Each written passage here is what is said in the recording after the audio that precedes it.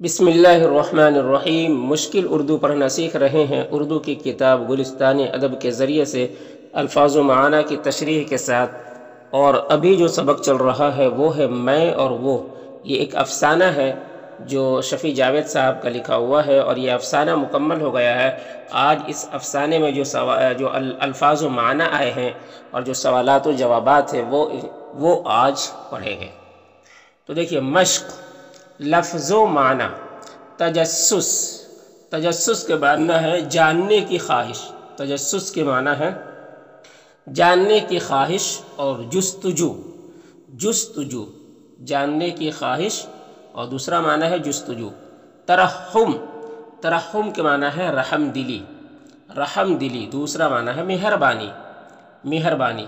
تیرتھ یاتری، تیرتھ یاتری کا معنی ہے کسی مقدس مقام کی زیارت کے لیے جانے والا۔ کسی مقدس مقام کی زیارت کے لیے جانے والا۔ انتر آتما، انتر آتما کے معنی ہے ضمیر، روح، باطن۔ ضمیر، دوسرا معنی روح، تیسرا معنی باطن۔ بے ریا، بے ریا کے معنی ہے بے لوث۔ بے لوث، دوسرا معنی ہے جس میں کسی طرح کا کھوٹ نہ ہو۔ جس میں کسی طرح کا کھوٹ نہ ہو۔ بیبیلونین، بیبیلون کا رہنے والا۔ بیبیلون کا رہنے والا کو بیبیلونین کہتے ہیں۔ جلا وطن، جلا وطن کہتے ہیں اپنے وطن سے نکالا گیا۔ جلا وطن، اپنے وطن سے نکالا گیا۔ شرنارتھی، شرنارتھی کا معنی ہے پناہ گزیں، دوسرا معنی مہاجر۔ پناہ گزیں، مہاجر۔ اعصاب زدہ، اعصاب زدہ کے معنی ہے جس کے اعصاب کمزور ہوں۔ جس کے اعصاب کمزور ہوں۔ اور اعصابی مریض، اعصابی، اعصابی یعنی نس وغیرہ، نس ہڈی۔ عہد و پیما، عہد و پیما کہتے ہیں پکا وعدہ یا قرار کو۔ عہد و پیما کہتے ہیں پکا وعدہ یا قرار کو۔ جزیرے، جزیرے کہتے ہیں پانی کے بیچ میں خشک زمین۔ پانی کے بیچ میں خشک زمین کو جزیرے کہتے ہیں۔ بلورے، بلورے، بلورے کہتے ہیں شیشے کا۔ بلورے کا معنی ہے شیشے کا۔ مقید، مقید کہتے ہیں قیدی کو۔ مقید کا معنی ہے قیدی۔ راکنگ چیئر، راکنگ چیئر کا معنی ہے جھولنے والی کرسی۔ جھولنے والی کرسی۔ تو یہ ہے الفاظ و معنی۔ اب دیکھیے، غور کرنے کی بات، غور کرنے کی بات۔ ریلوے اسٹیشن کے ایک پلیٹ فارم پر صبح کی سیر کے وقت کے ایک معمولی سی واقعے کو بنیاد بنا کر یہ افسانہ لکھا گیا ہے۔ ریلوے اسٹیشن کے ایک پلیٹ فارم پر صبح کی سیر کے وقت کے ایک معمولی سے واقعے کو بنیاد بنا کر یہ افسانہ لکھا گیا ہے۔ تھوڑے سے مکالمے، تھوڑے سے مکالمے اور زیادہ خود کلامی، اور زیادہ خود کلامی۔ تھوڑے سے مکالمے، مکالمے کہتے ہیں دو شخص کا آپس میں بات چیت کرنا، بات چیت کرنا، سوال جواب کرنا، اس کو مکالمہ کہتے ہیں۔ اور خود کلامی کہتے ہیں یعنی اپنے آپ سے بات کرنا۔ تو اپنے آپ سے زیادہ بات کرنا یہ زیادہ ہے، اور ایک دوسرے سے بات کرنا یہ تھوڑا ہے اس افسانے میں۔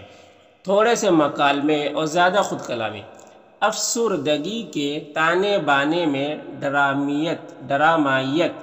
ڈرامائیت سے رہ رہ کر کچھ خوشگوار تبدیلیاں پیدا ہوتی ہیں۔ افسردگی یعنی افسوس کے تانے بانے میں، تانے بانے، افسردگی کے تانے بانے یعنی ادھر ادھر میں ڈرامائیت سے رہ رہ کر۔ ڈرامائیت، ڈرامہ سے ہے ڈرامائیت، ڈرامہ کو کہتے ہیں۔ سے رہ رہ کر یعنی اس سے تھوڑا پورا ڈرامہ نہیں، بلکہ اس سے تھوڑا تھوڑا ڈرامہ جیسا رہ رہ کر کچھ خوشگوار تبدیلیاں، کچھ خوشگوار، خوشگوار یعنی اچھا، تبدیلیاں یعنی چینجز، کچھ خوشگوار تبدیلیاں پیدا ہوتی ہیں۔ افسانہ نگار دوسرے کردار کا قصہ بیان کرتے ہوئے افسانہ نگار دوسرے کردار کا قصہ بیان کرتے ہوئے انجام کے وقت خود افسانے کا حصہ بن جاتا ہے۔ انجام کے وقت، انجام یعنی آخر میں، انجام کے وقت خود افسانے کا حصہ بن جاتا ہے، جس کی وجہ سے اس کا عنوان میں وہ معنی خیز ہو گیا ہے، جس کی وجہ سے اس کا عنوان میں وہ معنی خیز ہو گیا ہے۔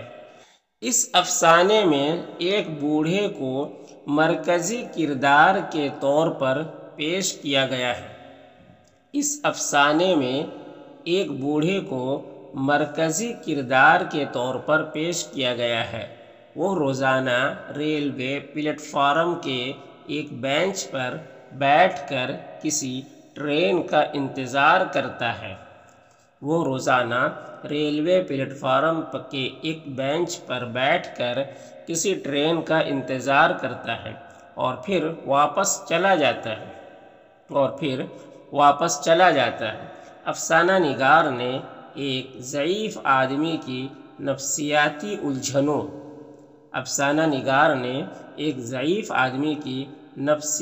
الجھنوں اور بے چارگیوں کو معنی خیز انداز میں پیش کیا ہے، یعنی بہت اچھے معنی بھرا، بہت ہی اچھے انداز میں پیش کیا ہے۔ افسانے میں بزرگ شخص نے اپنے تجربے اور علم کی روشنی میں اپنے بعض مشاہدات بھی ہلکے طنزیہ لہجے کے ساتھ پیش کیے ہیں۔ افسانے میں بزرگ شخص نے اپنے تجربے اور علم کی روشنی میں اپنے بعض مشاہدات بھی ہلکے طنزیہ لہجے کے ساتھ پیش کیے ہیں۔ اس سے بوڑھے کے کردار کی گہرائی اور معنویت اجاگر ہوتی ہے۔ کردار کی گہرائی اور معنویت اجاگر ہوتی ہے۔ سوالات، اب دیکھیے کچھ سوالات ہیں۔ اس افسانے کا عنوان میں وہ کیوں رکھا گیا ہے؟ 5 جملوں میں لکھیے۔ اس افسانے کا عنوان میں وہ کیوں رکھا گیا ہے؟ دیکھیے، اس افسانے میں اور وہ کا عنوان اس لیے رکھا گیا ہے کیونکہ اس میں سے مراد شفیع جاوید صاحب جو اس افسانہ کے لکھنے والے ہیں وہ خود مراد ہے، اور وہ سے مراد وہ ضعیف شخص ہے۔ تو کیونکہ اس افسانے میں یہی دونوں ہیں، کردار یہی دونوں ہیں، تو اس وجہ سے میں سے مراد انہوں نے شفیع جاوید اپنے کو رکھا ہے اور وہ سے مراد اس بوڑھے شخص کو رکھا ہے۔ تو چونکہ یہی 2 شخص کردار ہے تو میں اور وہ انہوں نے رکھ دیا۔ تم نے زندگی کہاں دیکھی ہے بیٹا، تم کیا سمجھ پاؤ گے؟ تم نے زندگی کہاں دیکھی ہے بیٹا، تم کیا سمجھ پاؤ گے؟ اس جملے کے ذریعے بوڑھا شخص کیا کہنا چاہتا ہے؟ یعنی بوڑھا شخص وہ زیادہ زندگی دنیا میں رہا ہے تو اس نے زندگی زیادہ دیکھی ہے، دنیا کی زندگی اس نے زیادہ دیکھی ہے، اور بوڑھا شخص ہے تو وہ پہلے زمانے کے بھی دنیا کو دیکھا ہے، اور یہ شخص شفیع جاوید صاحب یہ نئی دنیا کے ہے تو انہوں نے پرانی چیزیں نہیں دیکھی ہے، تو یہ زیادہ تجربہ کار ہے، زیادہ بوڑھا شخص زیادہ تجربہ کار ہوتا ہے، زیادہ دنیا دیکھی ہوتی ہے، تو وہ اپنے تجربات کو بتا رہے ہو کہ مجھ سے زیادہ تم نہیں جانتے ہو، مجھ سے زیادہ تم دنیا نہیں دیکھے ہو۔ یعنی جو بوڑھا شخص ہوتا ہے، جو زیادہ لمبی عمر کا ہوتا ہے، وہ دنیا زیادہ دیکھا ہوتا ہے۔ اب موت نہیں زندگی مایوس کرتی ہے، اس جملے کی وضاحت افسانے کے سیاق و سباق میں کیجیے۔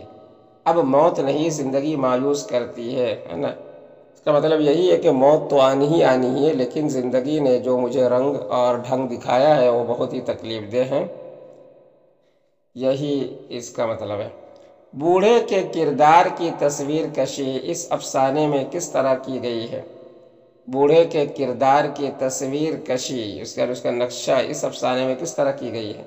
یعنی وہ بوڑھا شخص تھا جو تھوڑا جھکا ہوا تھا، خم کھایا ہوا تھا، اس کا دائنا کندھا تھوڑا نیچا تھا، اور اس کا بایاں ہاتھ کبھی سیدھا رہتا کبھی کمر پہ رہتا، اور روزانہ صبح آ کر پلیٹ فارم کے سب سے آخری بینچ میں بیٹھ کر ٹرین کو دیکھتا رہتا، گاڑی کے آنے جانے کو دیکھتا رہتا، اور ایسا لگتا جیسے کسی کی کھوج میں ہے۔